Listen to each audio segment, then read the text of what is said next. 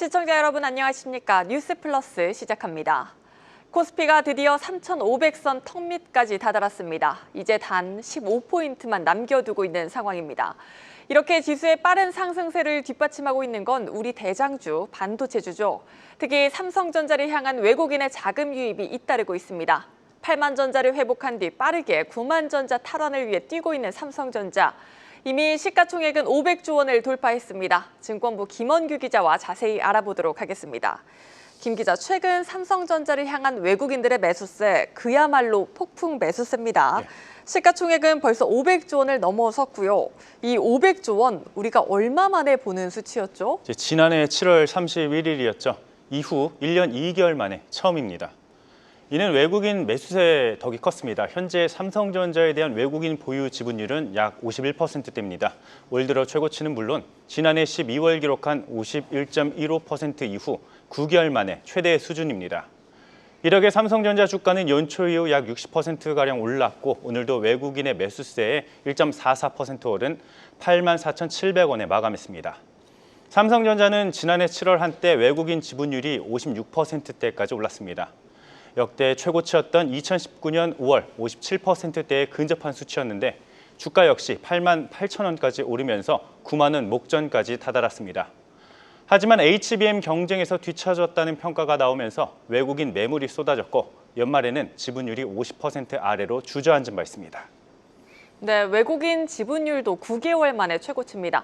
이렇게 외국인들의 자금이 갑자기 많이 들어오는 이유가 뭘까요? 이 반도체 슈퍼사이클 재개 기대감 때문입니다.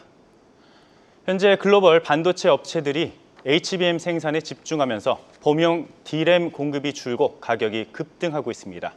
실제 PC용 D램 고정거래 가격은 1월 1.35달러였지만 최근 5.70달러로 300% 넘게 급등했습니다. 5달러를 돌파할 것은 지난 2019년 2월 이후 6년 6개월 만에 처음입니다.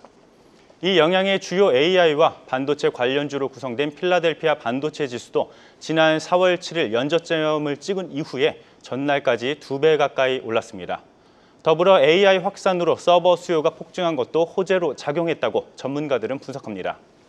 삼성전자 자체 요인도 있습니다. 삼성전자가 준비 중인 HBM3E 12단 제품이 엔비디아 품질 테스트를 곧 통과할 것이라는 전망이 나오고 있습니다.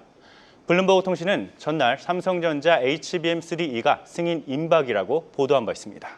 네, 외국인의 사랑을 받는 삼성전자, 이제 8만 전자를 넘어 9만 전자를 향하고 있습니다. 오늘 프리마켓에선 9만 원을 넘기도 했습니다. 김 기자, 외국인의 자금 유입세 이렇게 쭉 이어졌으면 하는 바람인데요.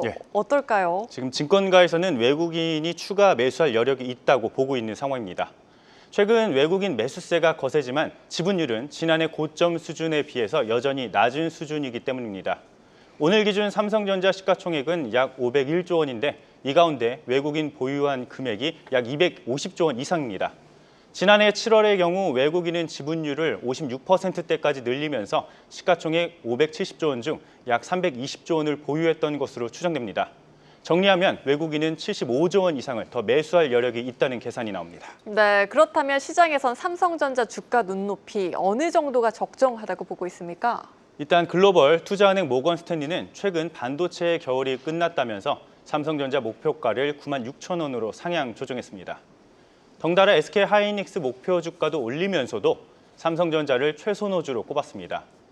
변수로는 우리 시간으로 24일 발표하는 마이크론의 4분기 실적입니다. 글로벌 주요 반도체 기업 중 가장 먼저 실적을 공개하기 때문에 반도체 업황을 가늠할 바로미터로 여겨집니다. 증권가에서는 마이크론의 4분기 매출을 우리 돈 약 15조 4,500억 원으로 전년 동기보다 48% 증가할 것으로 보고 있습니다. 조정 주당 순이익도 2.78달러로 135% 늘어날 전망입니다. 네, 앞으로의 삼성전자의 활약도 기대해 보겠습니다. 증권부 김원규 기자였습니다.